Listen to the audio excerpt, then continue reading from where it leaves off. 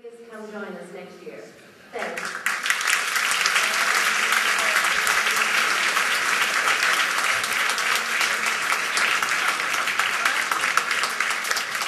Thank you very much.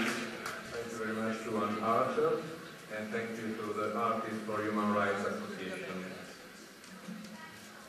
Now, welcome to the first Passion for Life Biennale update. We would like to introduce our speaker, Antoine.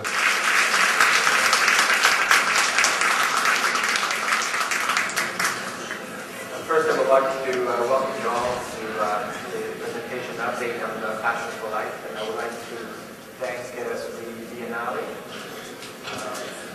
Pasquale, Verona for inviting me, and for the work, and for complimenting on the wonderful presentation.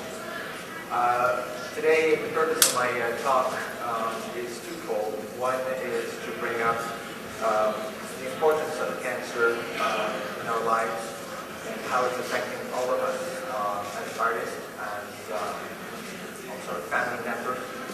And that's the first one part I would like to share with you, is some look at some statistics about cancer. And I will show this on the two lateral screens in Spanish on that side and English on that side. And after that, I would like to have a little retrospect of what we have done with the Passion for Life program, with the support of the Biennale during the last 15 years. To put things into perspective, in 2005, the president of the Biennale gave us an award for artistic career, but also became partner with the Passion for Life and offering us the support of all of you artists that are participating in the Biennale to be part of this success story of cancer. So without any ado, I would like also to thank two people that really work very closely with me, in addition of course all the artists that contributed to Passion for Life. Is la signora Angelina Elena, the Biennale Passion for Life coordinator, and she worked very closely with my assistant to ensure that we work in collaboration. And of course, Mr. Pedro Ava, who is our media, also for Passion for Life, and also organizer of some of my our events. So without further ado, I would like to maybe go walk through and get you some statistics to put some perspective of why the Passion for Life program is important as well to look at this. So, each year, 7 million people worldwide will die from cancer, and 11 million new cases are diagnosed. Cancer kills 1 in 8. If you look at your screen in Spanish on that side, cancer kills 1 in 8 of those who die worldwide, and claim as many lives as AIDS. And that's very important to realize. And that more deaths each year are caused by cancer than by AIDS, tuberculosis, and malaria all put together. Next slide, please. Despite the knowledge about the prevention and the treatment of cancer has significantly increased, the number of people diagnosed with cancer each year and those who eventually die from it continues, unfortunately, to decrease. Worldwide, cancer control can only be effective if it is given priority at the highest decision-making level, such as the government. Complacency and inaction on the part of the international community will effectively contribute to more than 10 million deaths every year by the year 2020. That's dramatic. Cancer is largely preventable and most curable of the major life-threatening diseases today.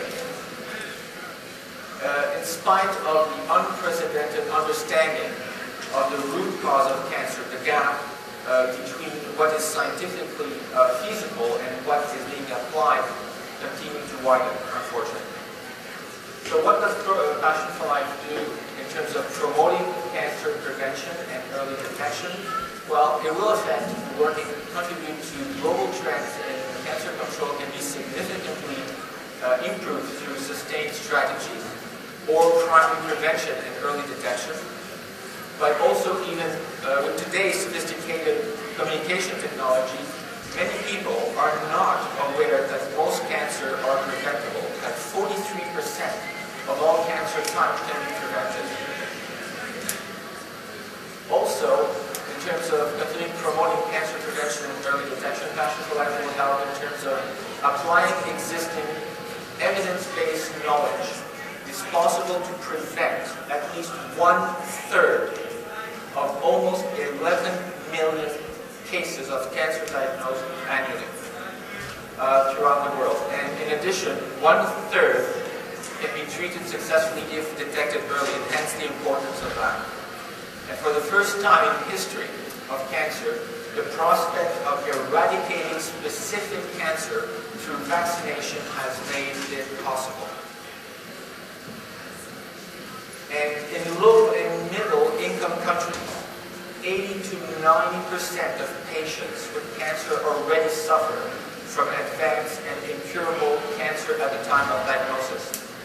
Screening, early detection, and health education are critical to the cessation of this trend. So what is Passion for Life objectives? Are twofold, an important one. The first one is to raise awareness through the promotion of cancer prevention and early detection. And the second is to raise additional funds for cancer research in support of finding a cure. Now I'd like to ask public to raise, I can't really see too much with those spotlights, but those of you, and I'll ask the people who perhaps translate in different languages, is who in your, as artists here, who's in your family, friends, or anyone you think that have cancer, or you yourself have cancer, to please raise your hand, and if you raise your hand, and if you have two people that you know, raise your two hands. I just want to have a show of hands. So, that is too many hands, don't you think? Yeah? I think even one hand is one too many. That's why the program Passion for Life is important. Because we, as people, as artists, we are suffering to see our friends, family members die of cancer. I think there's a few cancer survivors in this audience. And are there any cancer survivors in this? Excellent.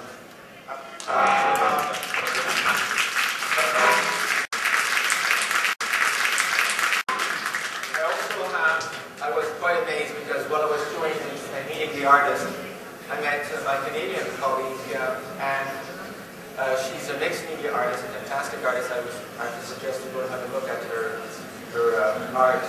But not only she beat one cancer, not two cancer, but three cancer, and she's a miracle, ambulatory miracle.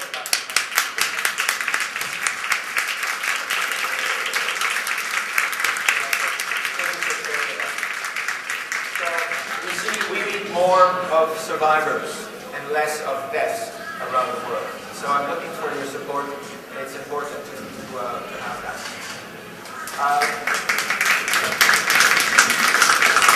The next part is to give you a bit of an idea of what the Passion for Life program has achieved as a contribution as a group. We were 30 artists that contributed in the last 2 years, 2006, 2007, and I would like to share some of the moments that were picked up on a retrospective presentation.